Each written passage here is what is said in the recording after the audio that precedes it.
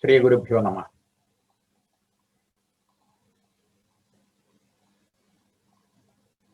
Welcome to you all to this satsang series of Tatwaprakashini.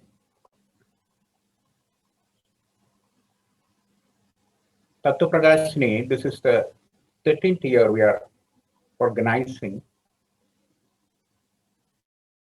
and it was 20 years ago, the first time we started it. That time I was one of the organizers in it, and it was an ongoing program since it started, and there had a lot of things and lot of updates and refinement we did. Actually, we cannot compare this Tatwaprakashini with a normal seminar, because the idea of Tatwaprakashini is something different. It was the dream project of our Krishna Kumarji, who is not with us now. And his dream project was actually to bring this ancient wisdom into the present time, and also give it in the Gurukula model, because that is the best suited for learning the Vedic system, especially Ayurveda. For that, he has initiated and started a college long ago in 1978, and in the Gurukula model. And I was the teacher there since 1980.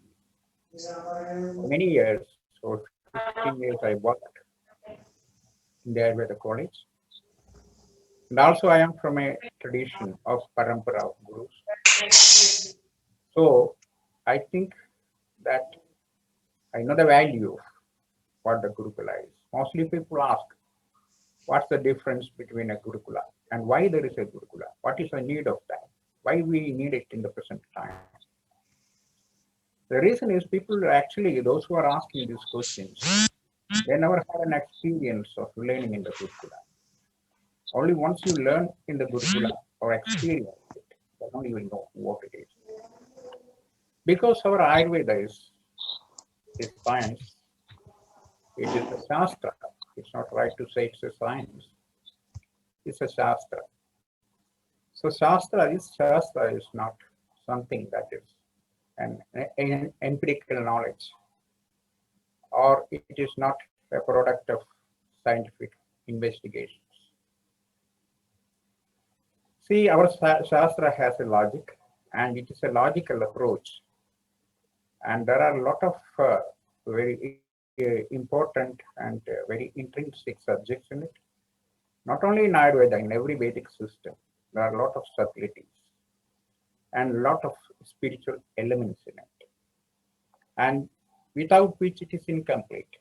So when you learn Ayurveda, you have to learn all aspects of Ayurveda, not just the medicine. Do not consider it as a medicine, and that's not the definition of Ayurveda at all.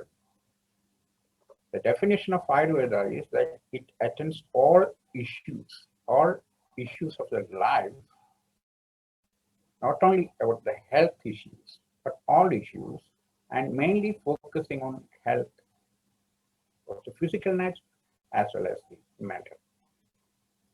So, the purpose of Ayurveda is actually Chikitsa.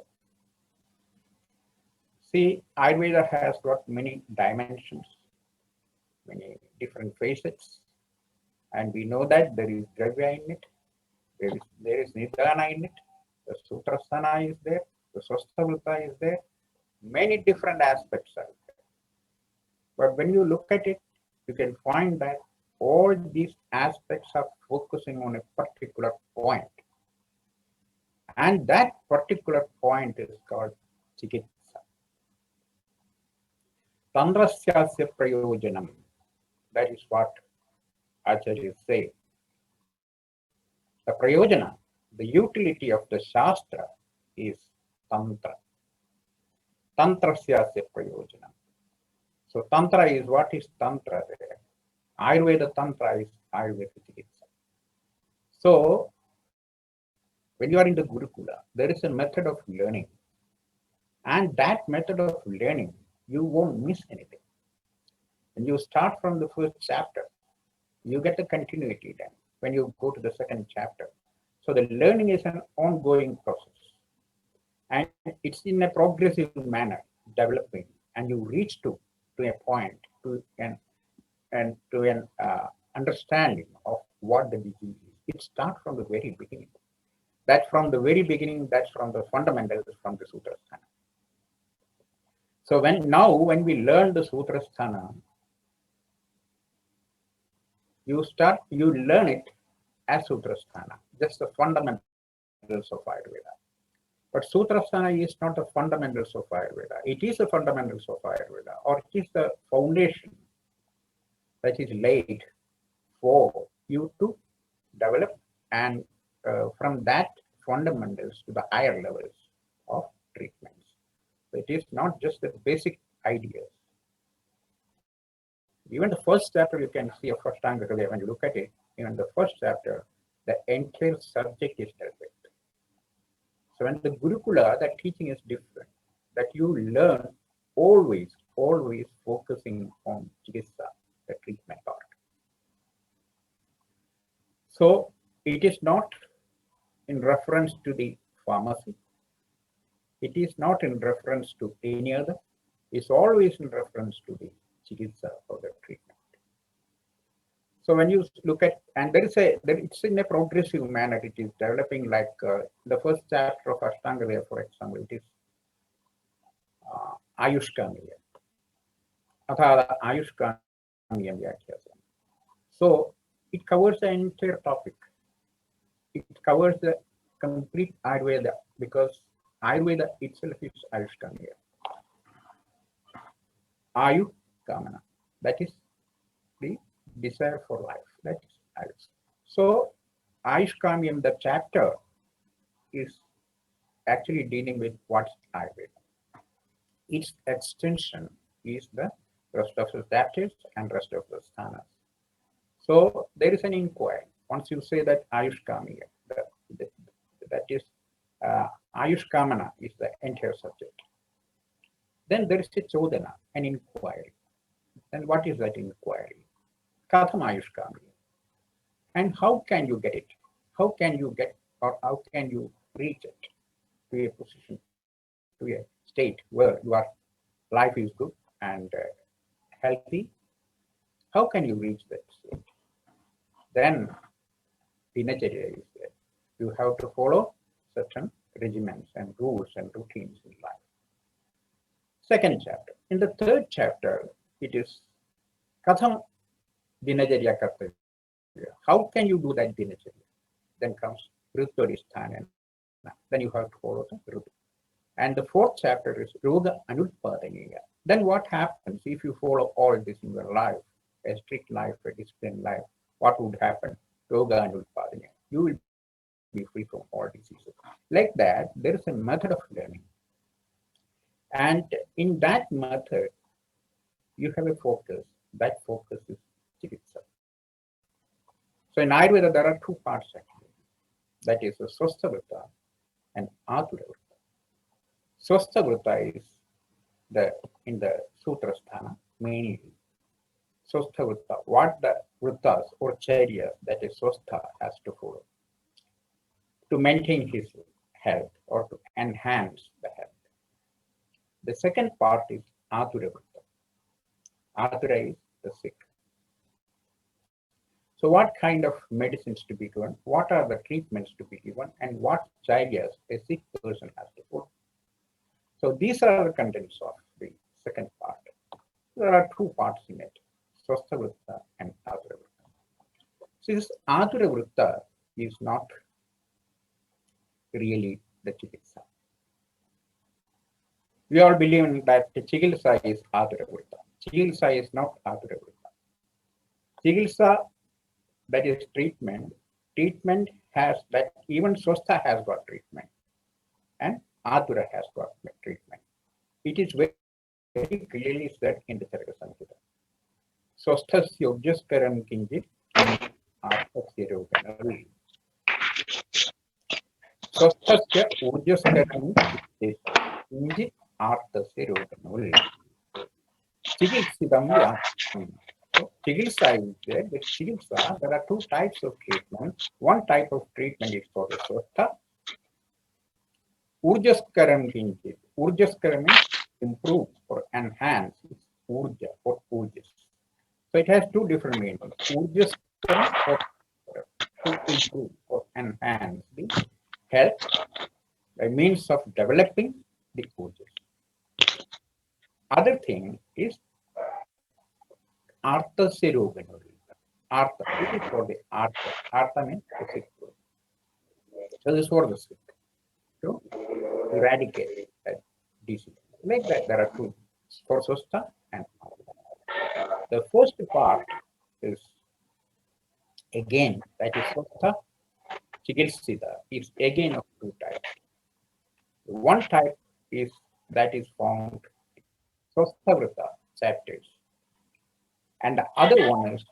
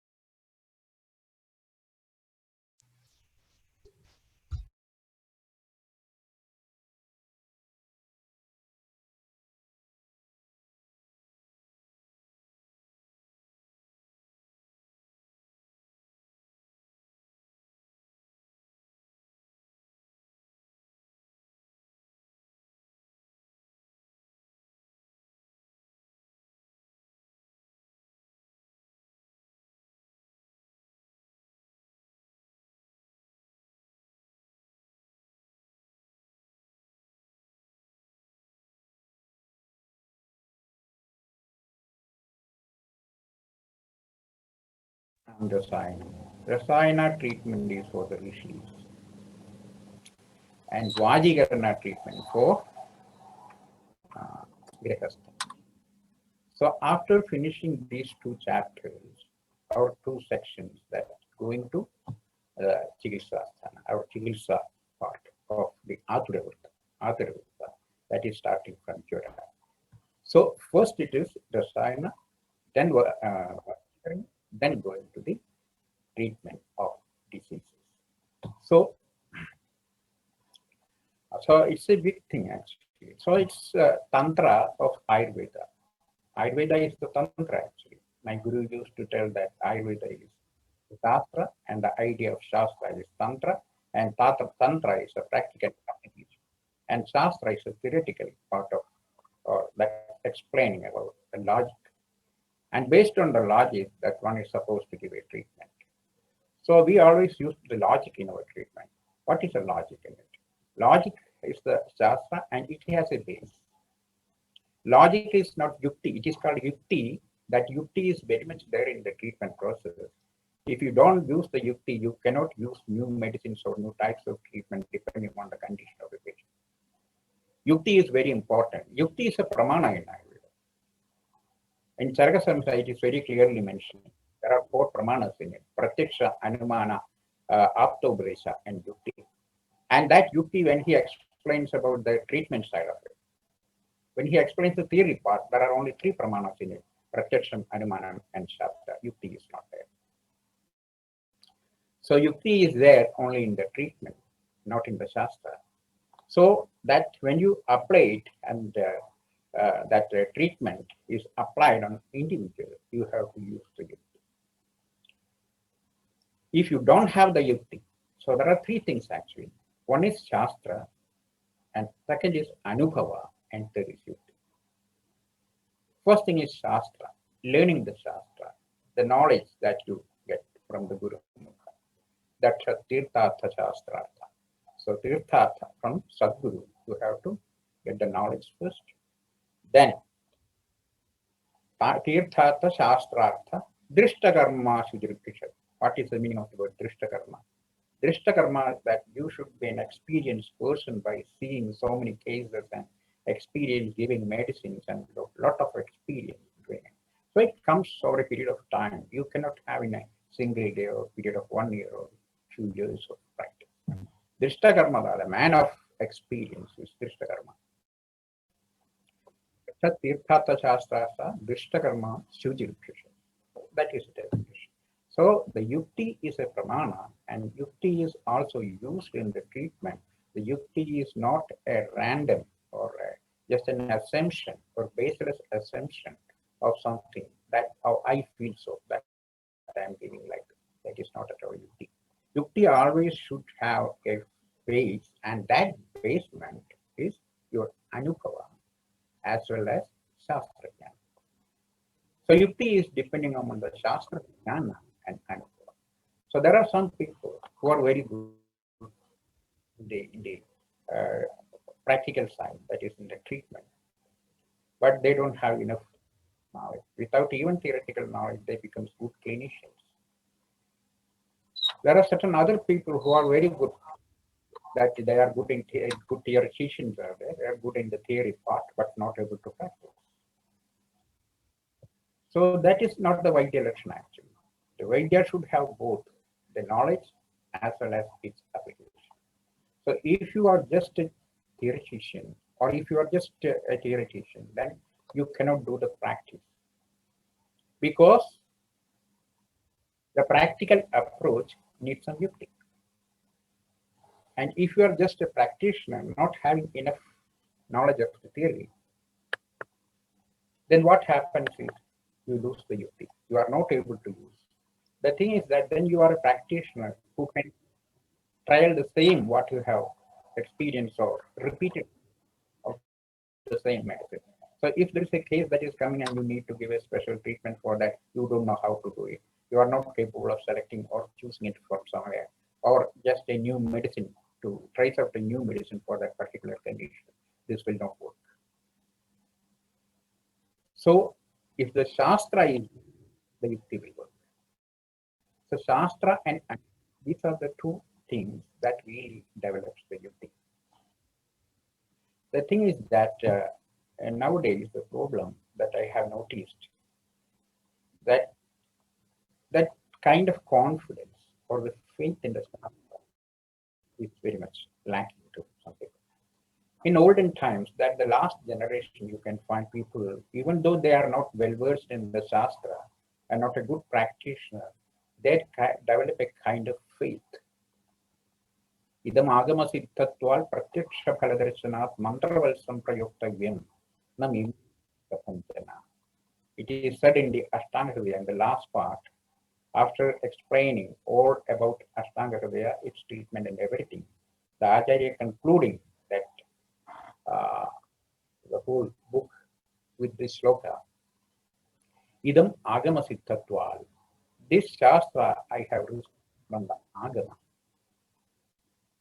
Then pratyaksha phaladarshanal, and I have the experience of giving this and found that it is good. And mantravat samprayoktavayam. So you can use it like a mantra. In mantra, you don't need to search for the meaning of the mantra. You can just give it. Namimamsyam kathanjana. There is no doubt or questions without any suspicion that you can use this medicine to the set or indicated conditions. He so clearly he said. Because even in that period, centuries ago, Bhagbhala knew that there will be a time that people won't believe in the Shastra. You don't believe in the Shastra because you don't have the background. If you have a good foundation, definitely you will believe in it. And what is the foundation for that? The foundation is this Ayurveda is not a Shastra which is isolated from the rest of the knowledge systems. Ayurveda is part of it. Ayurveda is part of the nature. Ayurveda is part of human being. Ayurveda is part of you. Ayurveda is part of everything because it is a science about life. So wherever there is life, there is Ayurveda. So this Ayurveda is It is the principle of the universe, actually. It's a law of the universe. So in that aspect, that is what Samhita says. That's why the Samhita is difficult for us to learn. Because Samhita has a wide range of knowledge, which a common mind, a common intellect can apprehend it. When it comes to Ashtanga Hridaya, it is in a nutshell, in brief, and made it very short. So it is easy that we can approach and learn the subject. So this Ashtanga is confined to the treatment part. But when you go to the Samhitas like Charaka and Susuta, because it has a universal applicability. So in that sense, you are looking at an individual from the totality. But in Ashtanga, it is there, but more focused or highlighted the treatment principles. That's the difference. So with all the treatment principles that in a condensed form that Ashtanga is written, that's why the Acharya is mantravat samprayoktavya. You need not search or look at the meaning of the mantra. Suppose I prescribe you something, you need not go and I'm prescribing a medicine for a patient, suppose. You need not go to the ingredients of it and search for the ingredients and see how this is working. If you take the medicine, definitely you will get the result. So by knowing the ingredients, it doesn't make much difference because the benefits is there with the medicine and it will work. Similarly, the mantras, if you chant the mantras, you need not go and search for the meaning of the mantras. If you chant it, then definitely you will get the result of it. So it is the sabda is more important, not the. Similarly, you can use this like a mantra. So this faith was very strong, very prominent in the ancient time, that people believed in the Shastra. Even if you are not a very good scholar, you got it. Now we are missing it.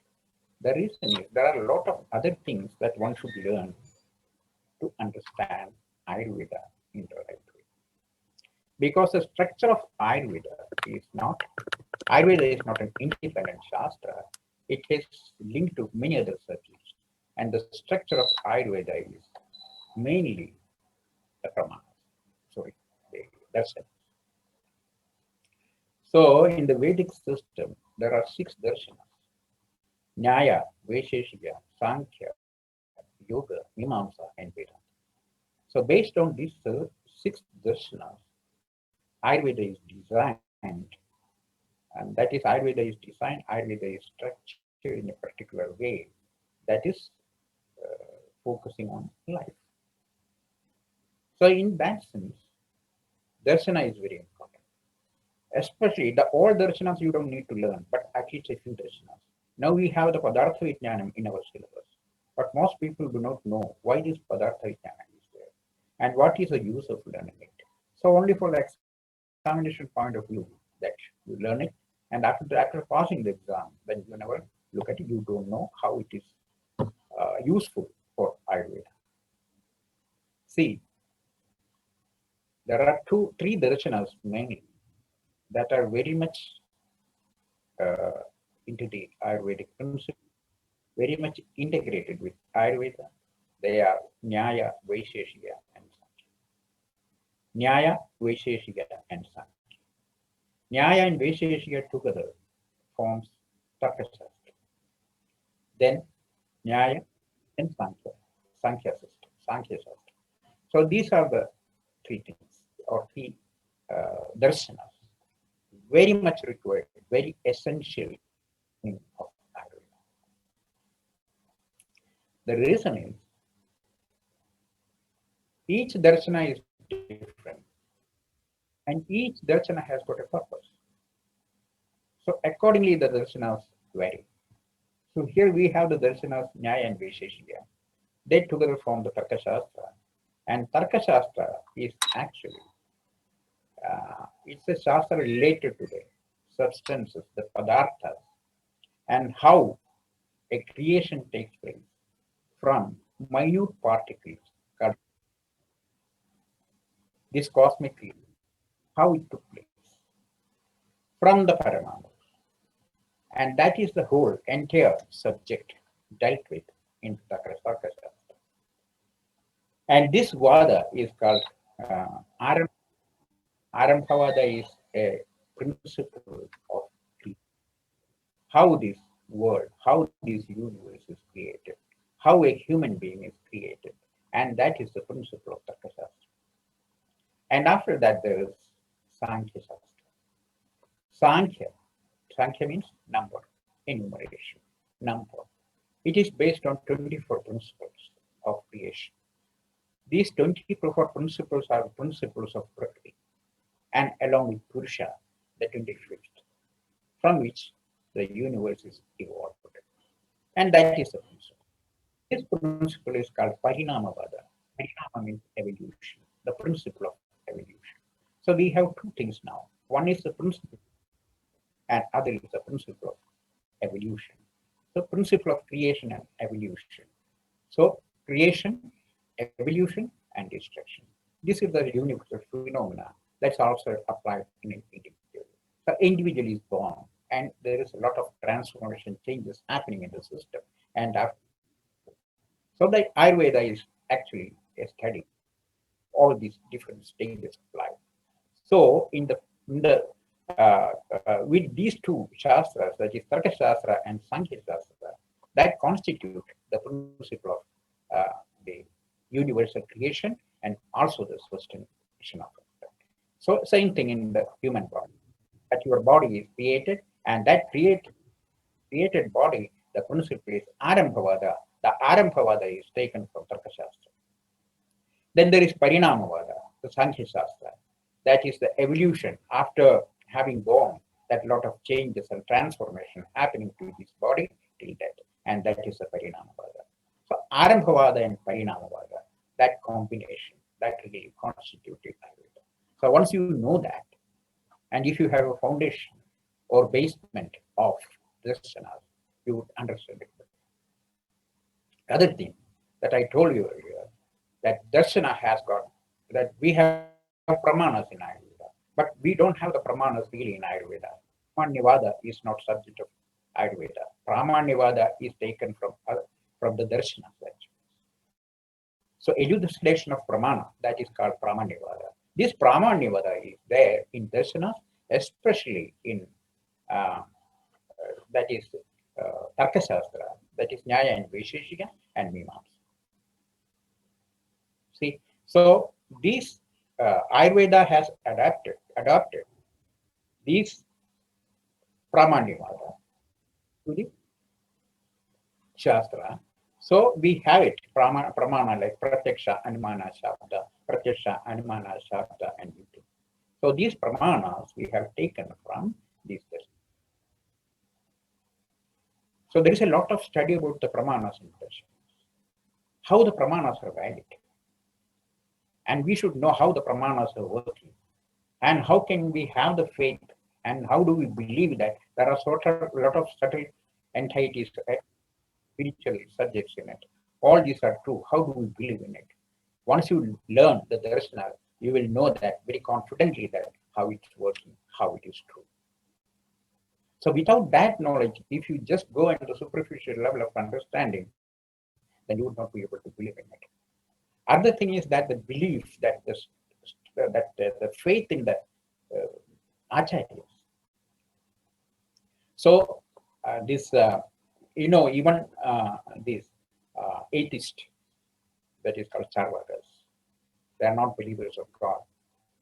And even those people have the pramanas to prove their theory. The Nastikavada, they have taken the pramana, they have the protected pramana. So you cannot, in Ayurveda is a vast subject. I was told there are a lot of subtleties and spiritual elements.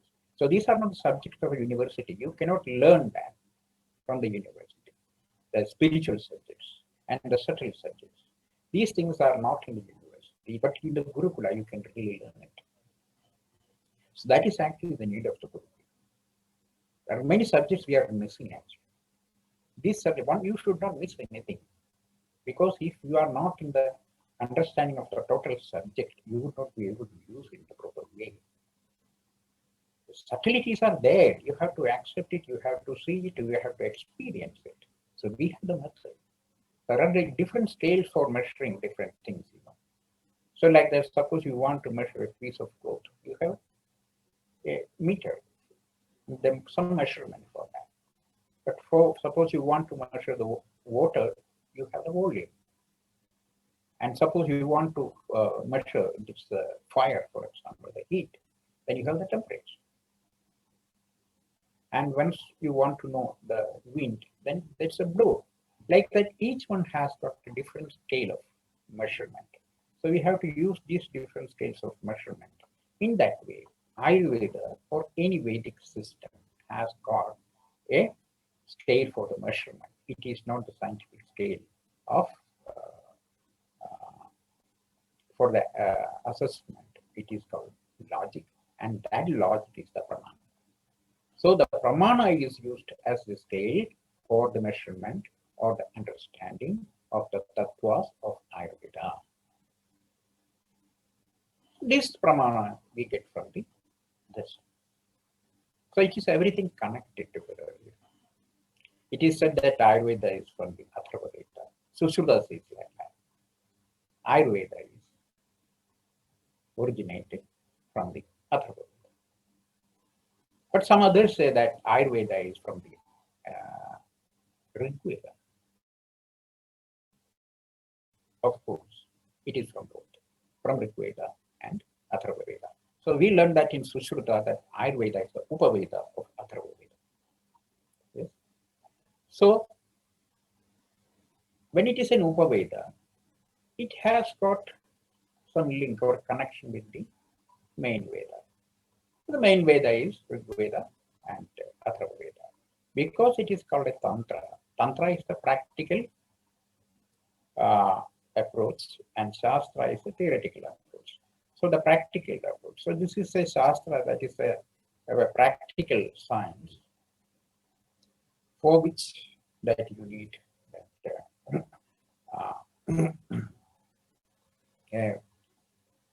kind of what you need. The practical tools for that. You need the tools for that, the practical tools for understanding science. In that way, that you need the pramana. So the thing is that it is also connected with other Vedas, not only Rig Veda or Atharva Veda. It is also connected to all the four Vedas in certain way, but mainly because it's being a Tantra. The Tantra part, the Agama part is mainly in the Atharva Veda. That is why it has got a connection with Atharva Veda. But the other aspects, the theoretical aspects, the principles are mostly from Rig Veda. And also the medicinal part, that is mainly from the Rig Veda. But the Tantra, the techniques, the surgical aspects, these are from the Atharva Veda, like that. So everything is linked together. That is why I said it is a Bahu Shastra Vidya. If you know more Shastras, you will know it better. Otherwise, getting confused. So we are not able to use, suppose we are not able to use the Ayurveda in the Ayurvedic way. The reason is that we don't have enough knowledge of it, enough knowledge of the Shastras, even the fundamentals of it.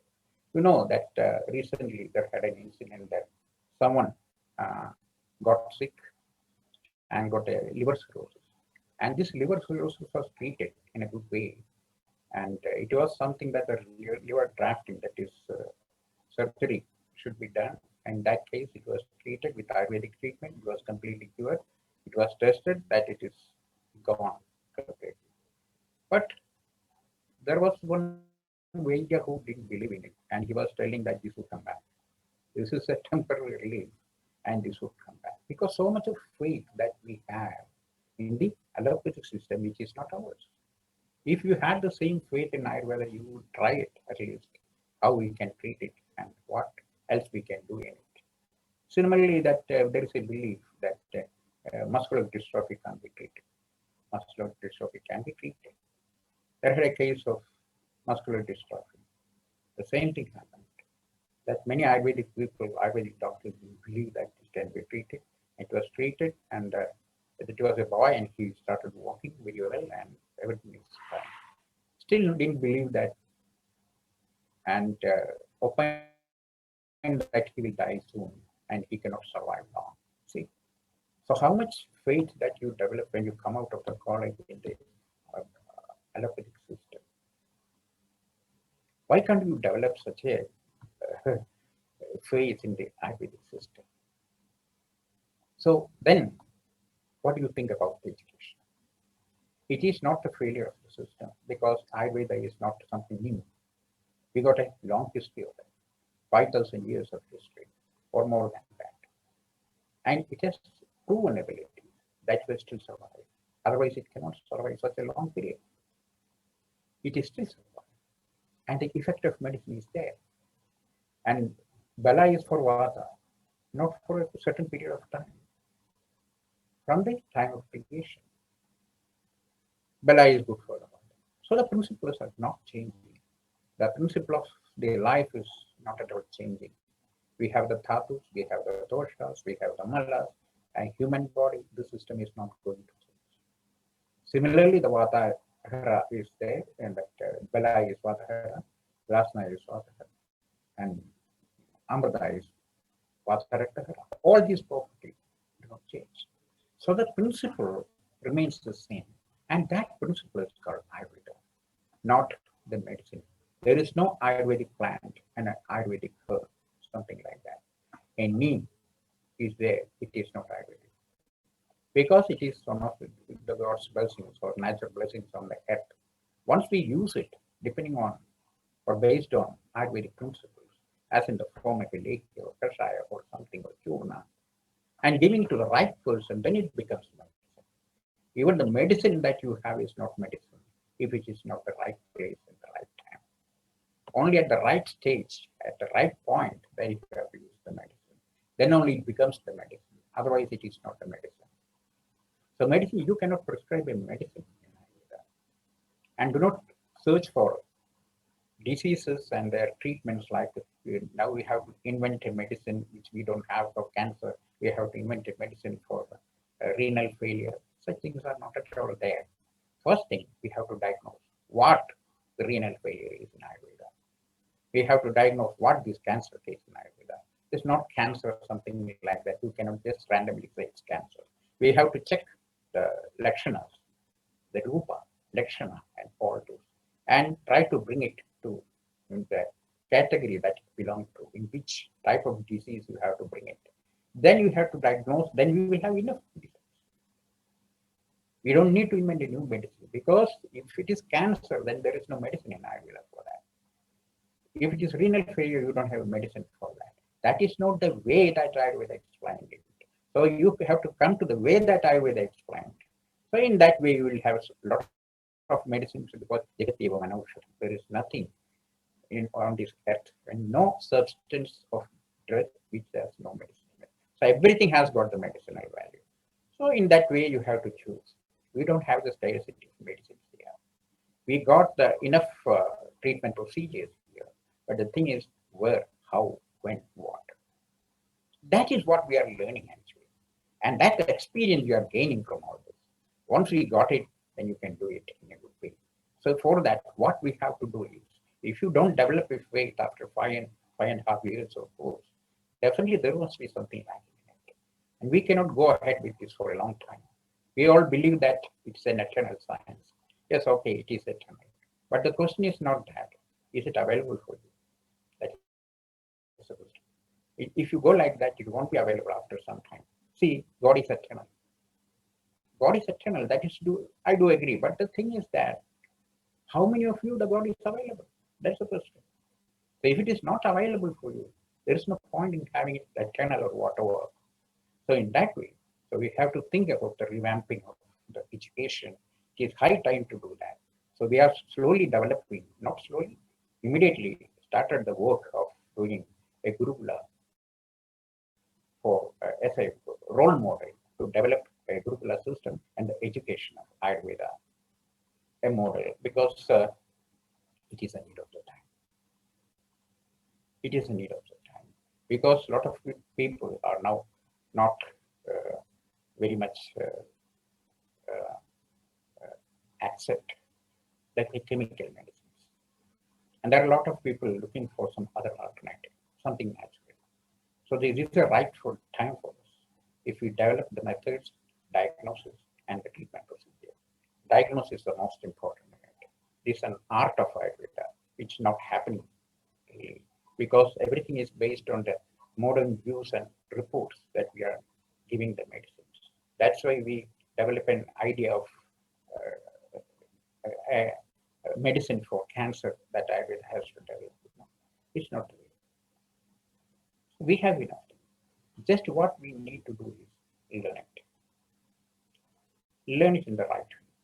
So we are really offering, and that's the plan actually, to offer a facility for learning pure Ayurveda, Ayurveda in the form of Ayurveda, the real Ayurveda. There is no real Ayurveda, only Ayurveda. That is real, and that's the idea. For that, the Guru lies slowly. The AVP is going to initiate and start. So thank you with these few words. I conclude. Namaste.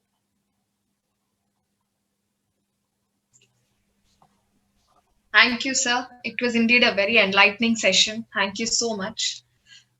Sir, we have few questions from students. May I please read it out? Yeah. Sir, for a UG student, what should be the way of understanding Shastra along with our syllabus? What final year students should do if they had never an idea of learning Shastra the way you taught today? This was one question, sir.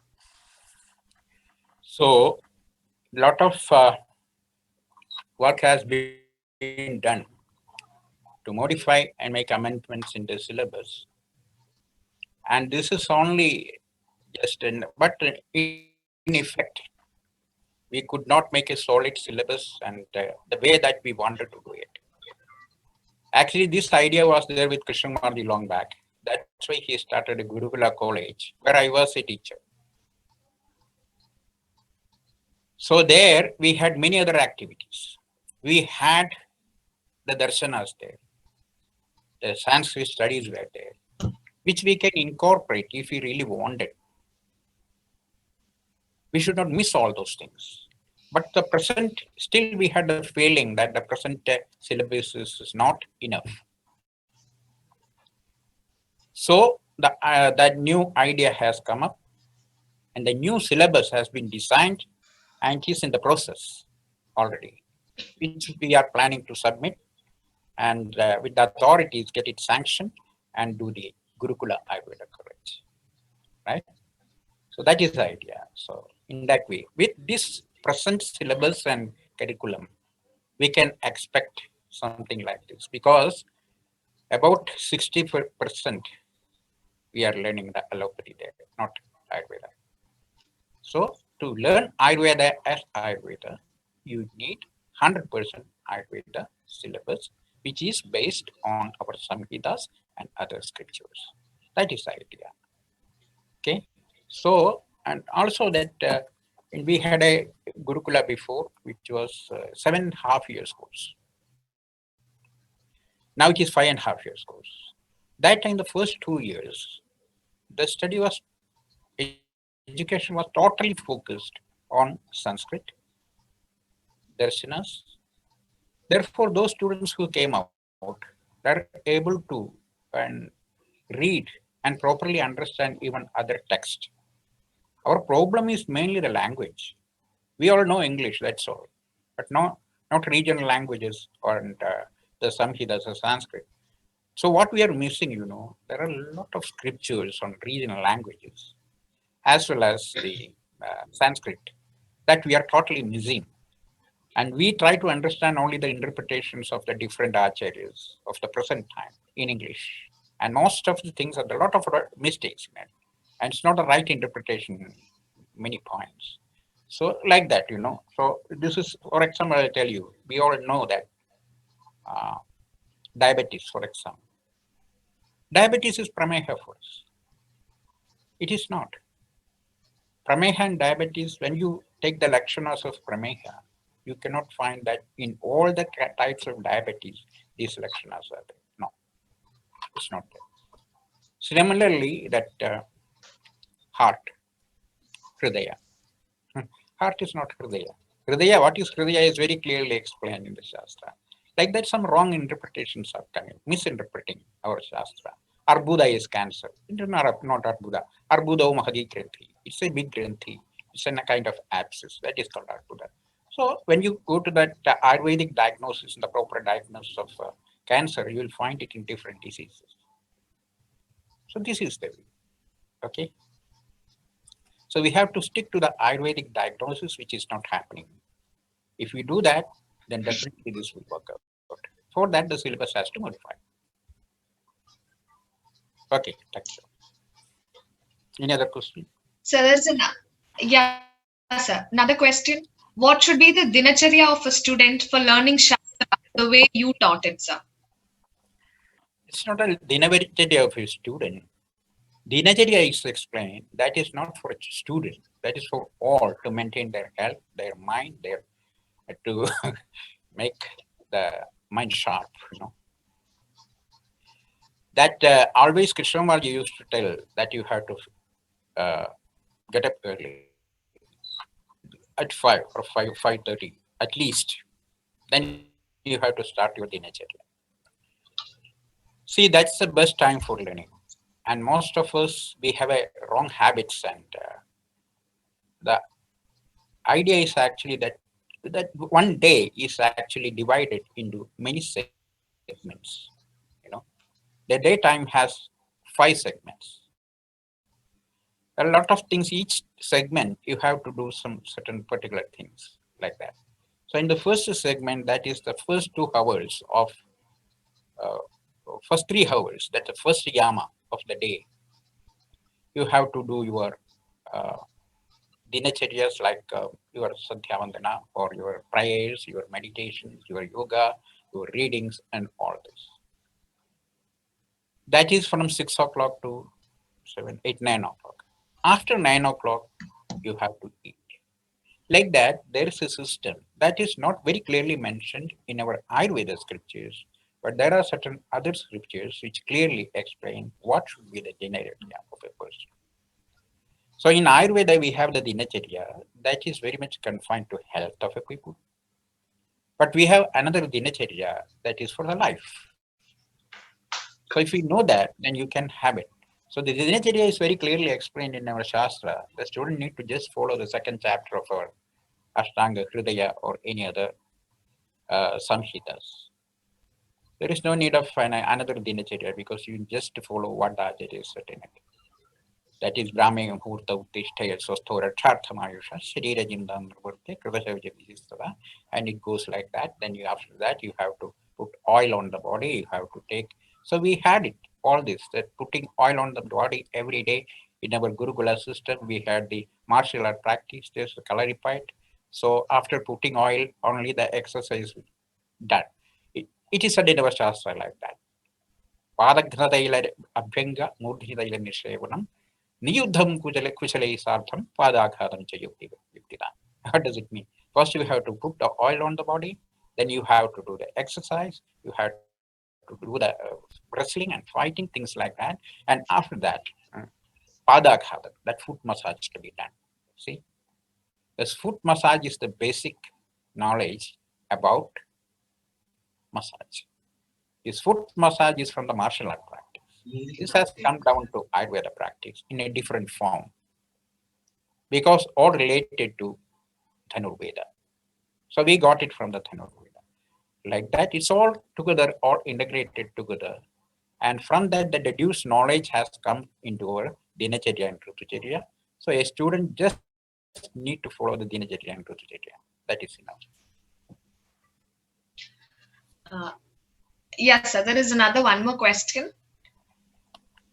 Can we manage emergency conditions in Ayurveda? Why? And where can we get more knowledge on Adhyayika Chikitsa in Ayurveda? We have enough knowledge about it. The thing happened is that, see, we have a parampara, a tradition. The knowledge is uh, inherited in that. For example, I'll tell you, at Visha Chikilsa, for example, I had a lot of experience with my guru.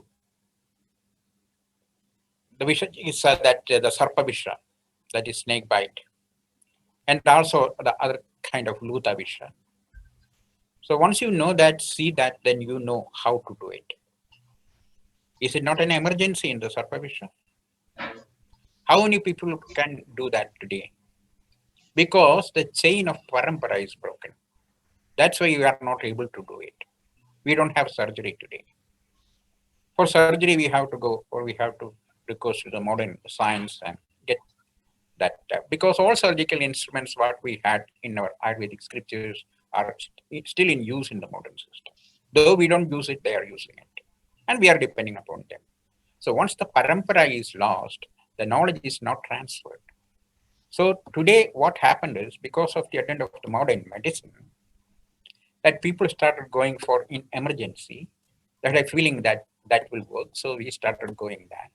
For that, these people, after that, is suppose nobody is coming to you for treatment. How can you practice it? How can you get the experience of it? In that way, it is stopped. But still, we have emergency medicines there, and we are not developing. And this emergency medicine is not part of the pharmacy medicines. The pharmaceutical companies are not making it. And we have emergency medicine. Even in Vashajikals, I told you that we got the medicines and the Vaidyas prepared at home and giving it. So how many of that you can make? So when the emergency comes, the Ayurveda system is like that. There is no hospital culture in the Ayurvedic system. When needed, make the medicine. When needed, bring the yoga. And if you want to make any alteration in the yoga, that is in the formulation, you can do that and give it to that best is suited to that particular patient. That way it worked in the past. So we have it. We have a feeling that we don't have it, but we have it. Still, we are able to do that. But we have to do a lot of work for that because we have to revive all those practices. Like I told you, that surgery we have to revive, the Vishajikasa we have to revive, the Rasayana we have to revive. So what we do have now, that is only some part of Ayurvedic treatment. Ayurveda Tantra is eightfold, that 8 branches are there. The Bhuta Vidya, how many of how we can do that? And how we know that which Bhuta and which kind of prayaschitta has to be done for that. Our scriptures very clearly say.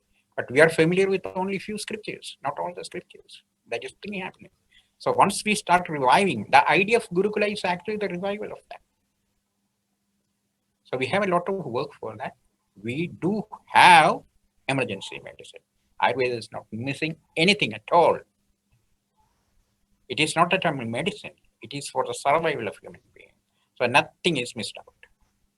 Okay. Yes, sir. So we have one question from Yes Shivakumar. How darshanas can be explained in way of treatment? Can you please give some examples? Darshana is not the way of treatment. I told that that forms the structure of Ayurveda, not the way of treatment. Pramanas are of course there. Pramanas are Pratyaksha, Anumana, and Aptopadesha. These are the 3 pramanas what we are using in Ayurveda to know.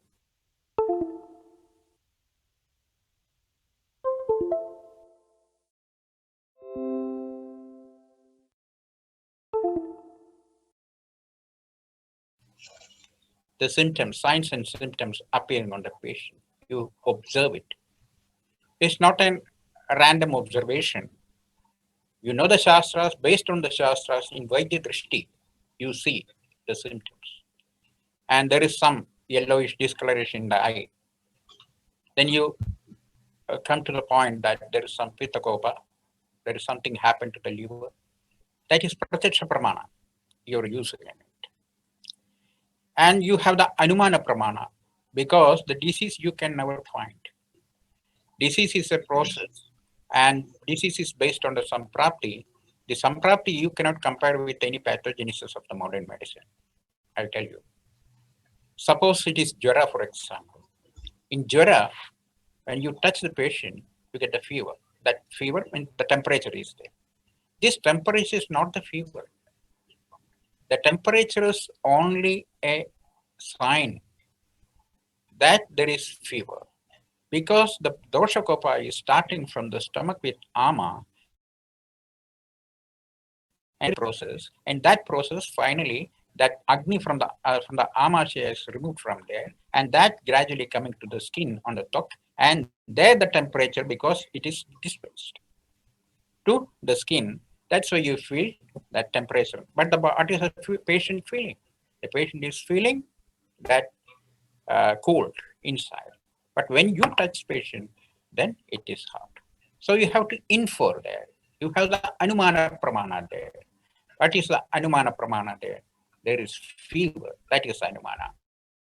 And when you see that yellowish discoloration in the eye, you have to infer the anumana is pramana. Yatra yatra pidatvam tatra tatra pitakopa. Wherever there is pidatva, yellowish discoloration, there is pitakopa. That is a kind of anumana. Anumana is used there. And aptobadesha, that is when these lakshanas are found, this is the disease. How do you know that? Because apta, the Guru Vakya, the Acharya said about it. So you know that this is the disease. You have come to the point that with all these lakshanas, the disease is. So aptobadesha is used. Yukti is used in treatment. According to your assumption, your understanding, your experience, and your knowledge, you come to a point, this is a medicine. That is called yukti. So all these pramanas are the part of darshana. Mainly the Tarkashastra and Mimamsa. So we use in Ayurveda not the Mimamsa Shastra, but mainly the Tarkashastra, the Nyaya and Vishishya, based on that. So these are hidden knowledge. It's not something that in your treatment you can see that, but it is hidden. Based on that, we are working. To know that we should have a clear understanding of the darshanas, at least the Tarka and Sankhya. Okay, the pramanas we are using, that is from the Shastra. How do we get in Ayurveda that Panjabhuta principle? Panjabhuta principle is not from Ayurveda.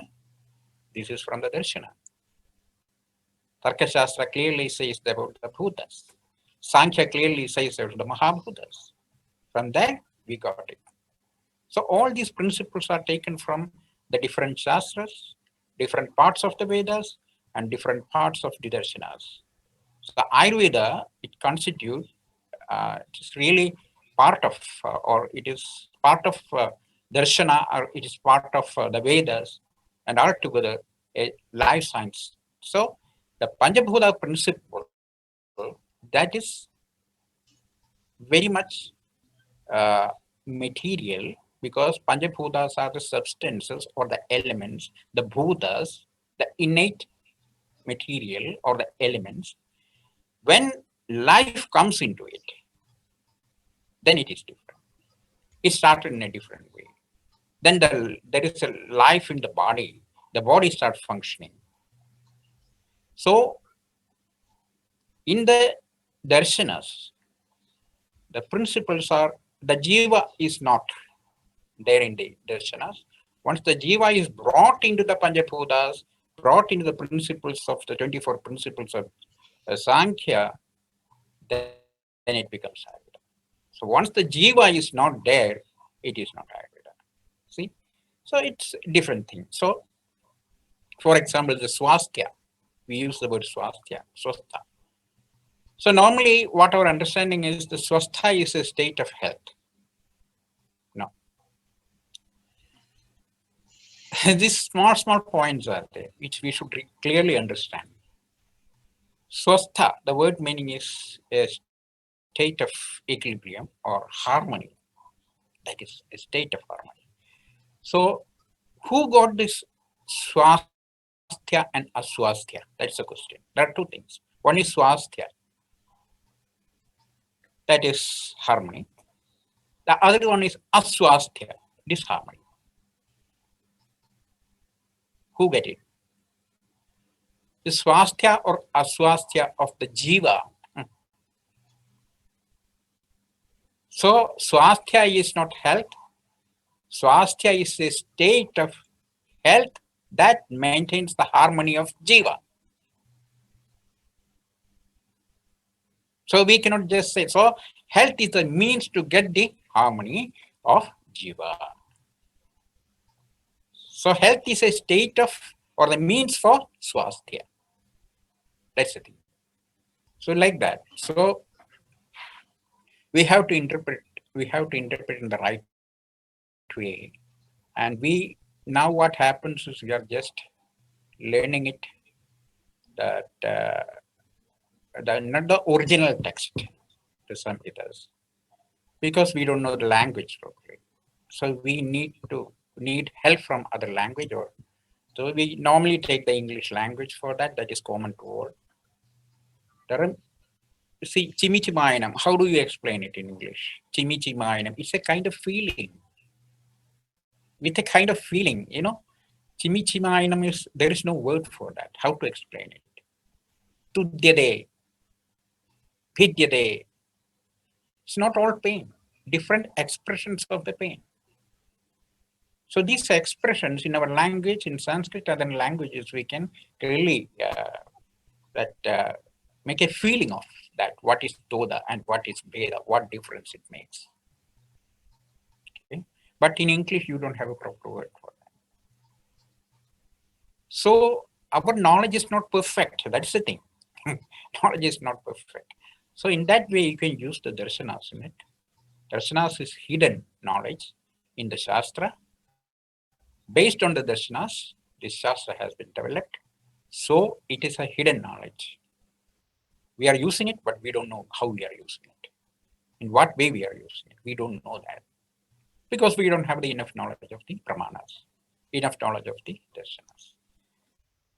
Similarly, I told that all these dravyas are, but in Veda it is said that if Vasa is there on earth, women will not die with any kind of bleeding. It is said in that. So this knowledge is taken from the Veda. But when you ask what is the Veda here, what is the relevance of Veda in it? If the Veda is not there, you don't know that. It is taken from the Veda. Rajani. Rajani is what? Rajani is the synonym of Haridra. And Haridra and Rajani is the Paryaya, the synonym of night. Night, the expression is night. So Rajani is to be collected in the night, not in the sun. It is to be collected and dried in the night. Then only it will have the medicinal value, the effect of it. If you dry it in the sun, it doesn't have the same effect. This is taken from the Veda. So Veda is directly involved. Veda is directly in the Shastra, it is there, but we don't know. So we have to develop that, the Vedas says like that, and that the relationship between the Vedas and the Shastras and all this. So that is the way. So a lot of things we have to do because we know this Shastra, very limited knowledge that we have. Even I don't think that anybody has learned completely even a single book or Ashtanga Hridaya or Charaka Samhita or Sushruta Samhita in the present time. I think nobody has taken in Upadeshas so far. That is, especially the Charaka Samhita. I don't think nobody will be there who has followed the traditional way of learning from the first chapter to the last chapter of the book. No, one by one, each sloka, each sthana. No. We have a random learning of method that taking some chapters of Sutra Sthana of Charaka Samhita, some other chapters. So it is a compilation that from Sushruta you collect some chapters and some Nidana Sthana you collect some chapters and learning. So it's all a mixing. It's not sufficient for knowledge.